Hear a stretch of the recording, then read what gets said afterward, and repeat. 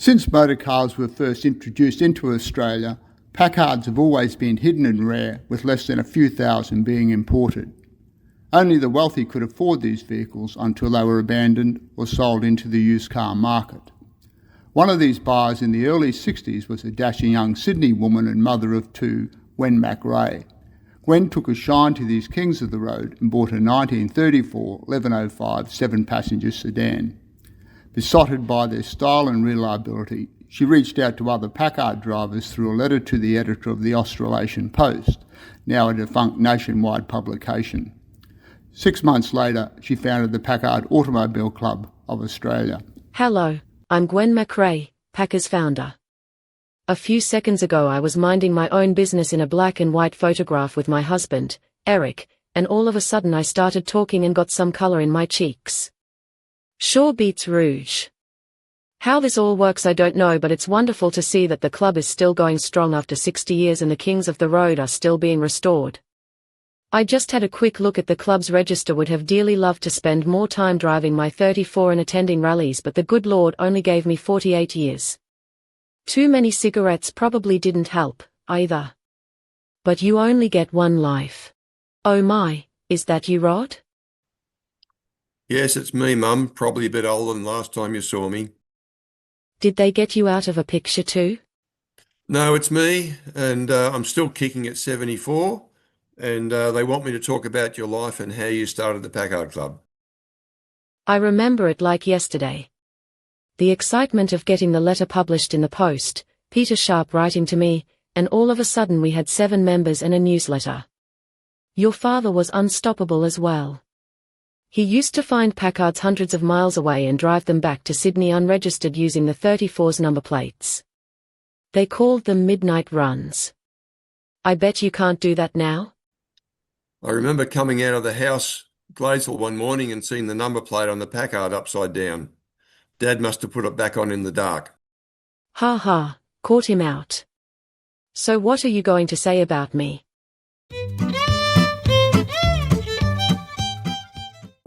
Mum was always well composed. She knew what she wanted. She wasn't a ditherer or a botherer. She did things, and she was a working mum when in those times working mums weren't really the done thing, particularly back in the 50s and 60s, and she did all sorts of things. From working just up the road from our house in Westminster Road, where that was the first house they bought, there was a clothing manufacturer, and she went and worked in there at the sewing machines for a while. And then she worked at Tom Duffy's Shell Garage in Gladesville. She was on the forecourt servicing cars, like checking oils and pulling petrol and things. So then there was her ice skating lessons that she undertook as being a teacher. So she did a lot of different things. She had a lot of get up and go in her, even though she was only small. When she was younger, she was a dancer, and there was a mob, they call it Our Gang, which was a children's performance group, I suppose, and they used to go on radio and sing on radio. She actually took us into 2GB, my brother and I, once when we were about 8 to 10 years old, and hooked up with one of the DJs that she used to know, and he recognised her immediately. And I think she did a lot of like vaudeville stuff as well. She was an artist. She painted a lot. I've still got some of her paintings here. And one of the things that she did in Westminster Road, Gladesville, was an old house that they bought. She painted a mural on the lounge room wall of Spanish flamenco dancers in full size. And that was quite amazing, the talent she had, and the dressmaking. So she would make our school clothes. My brother and I was the first one to wear long pants at Gladesville Primary School, and she made them, right? So she could do all that sort of stuff. So she was very talented.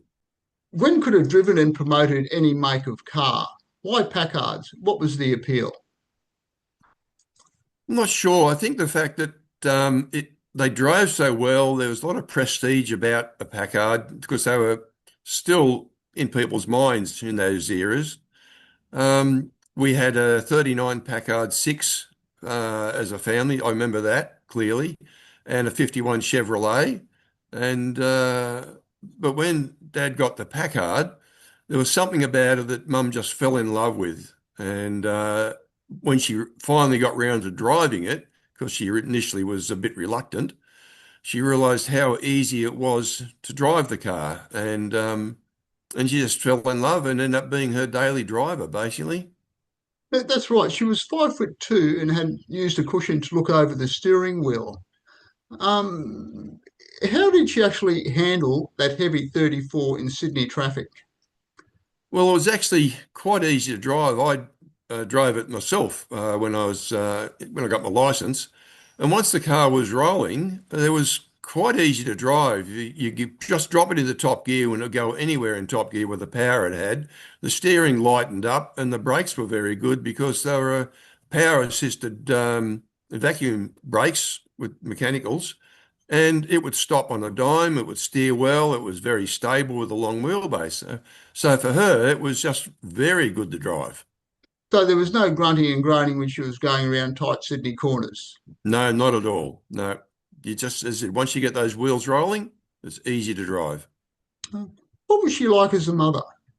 She was very good. She was strong, independent, strict to a point, but also generous. And I remember a story, a young Peter Towett, when he was in the Navy, came to me and said he had to get his car back from Woolloomooloo in Sydney back to the house at Gladesville to be stored while he was going away on one of his trips on the boats.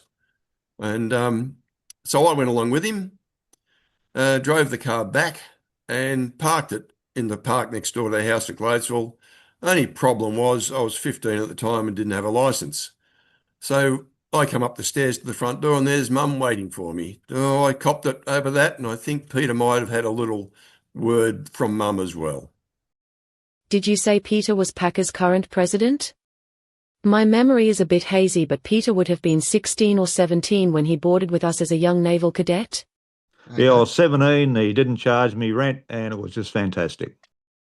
Amazing. You were right among the action when the club was getting started. Well, absolutely, Gwen. I actually attended some committee meetings when you were president. They were exciting days, setting up a national body. A few people told me over the years that the club wouldn't last, but I always knew the club would do well.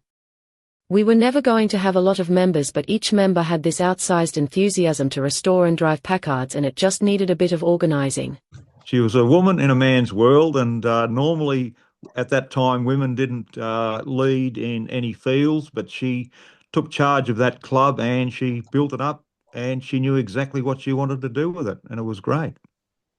How did she operate on the committees? Was there any pushback against her by men? There was no pushback at all from at the committee meetings from anyone, because she knew what she wanted out of the club and she sought people's advice, but she had a clear picture of the direction that she wanted the club to go, and there was no one that was willing to take over the reins and push her out. She was a very dedicated character. Okay, so how did she actually operate at the meetings? Was it sort of a bit of stick and carrot, or how did she get things moving in the direction that she wanted to go? Okay, Gwen would run the meeting as per a normal meeting, where you would have what's taken place and what the future is, what the future runs were. So she was never really lost for any words, so not like me. But she was really good, actually, and she just kept those meetings spinning along, and everyone enjoyed them. So was it a bit of a struggle at the beginning with the club? Were things happening as quick as she would have liked?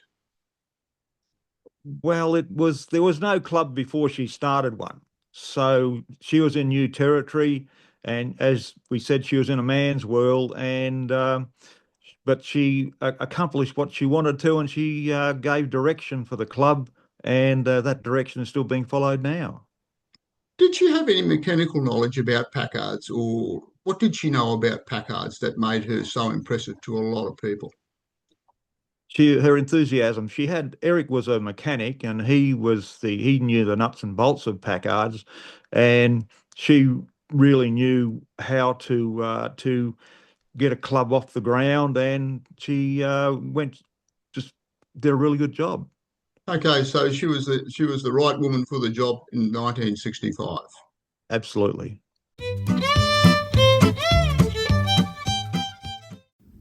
Gwen's love of Packards and enthusiasm spread beyond New South Wales, and she was featured in a leading glossy magazine, Woman's Day. But tragedy struck in 1973 when she was diagnosed with breast cancer that would take her life in 1980. Undeterred, she pushed on with her dream of Packard winning the Grand Champion at the Warwick Farm Car Show in Sydney. Harvey Claypole led the charge in his 1938 120, a year before she died. Whoa, Harvey, what a day, what a win. 14 years of hard work all came together when they crowned your 38th the Grand Champion. Yeah, it was a great day. We beat all that pommy crap and we really stuck it up. Ha ha, love it. You're still that jolly Harvey I used to know. And you are still as beautiful as ever, Gwen, and you're a very lovely lady. Oh, Harvey, you always were a sweetie besides being an outstanding restorer. It must have been a bittersweet day for Gwen. She was facing the biggest challenge of her life, knowing that she would never, ever see another Grand Champion from the Packard Club. Yes, it was very sad news. It was just one of those terrible things in life. What can you say, you know? When did you find out that she was dying? Late 79.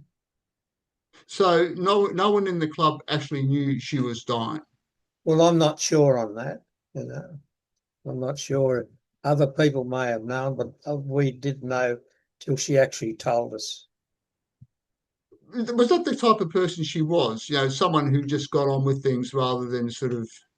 Yeah, I'd say that was the way she was. She got on with life, gun-ho, you know. So... In what way was she gun-ho? Well, she just, you know, would be happy-go-lucky type of person, you know. How did she get you guys into restoring? Were you all restorers before you met her? How did she encourage you?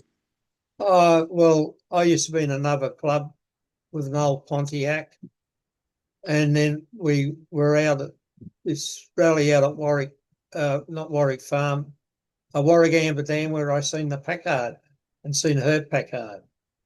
And I seen another gentleman there, east of Seas, old Ronnie Walker. He had a big old 34 Packard as well. And I said to Carol, we're going to get a Packard. And so what car did you buy? I bought the 38 120. That went on to win the Grand Champion? Yes. Yeah. Okay. And that's the first time you saw Gwen as well? I think so, yes. What do you think her legacy will be within the sort of the motoring industry of New South Wales, Australia? I think if more people in the motoring industry knew about her, she was treating the club, I think, like she treated my brother and I, raised us as babies and child and adults to stand up on our own 2 feet and make our own decisions. And so she treated the club, I think, a lot like that. She started it, she led it along the way, and after 7 years of presidency or so, she decided time for it to move it on and stand up on its own, but she was still involved in it. So I think that's her legacy, being able to raise somebody like that, raise a club like that, and stand back and say, there you go, you're on your own now. Well, it's that time in the video where I have to say goodbye and return to the picture with Eric. I can tell you it's really nice being remembered and know that many members have acted on a few ideas I had after getting behind the wheel of the 34. Much love and enjoy driving your Packards, but before I go, I'll let you in on a divine conversation I had with the good Lord. Curious, I asked him did he create Packards, and he said no, as that was impossible, as he had arrived at the creation in one. There's a divine slogan in there somewhere. See you, goodbye.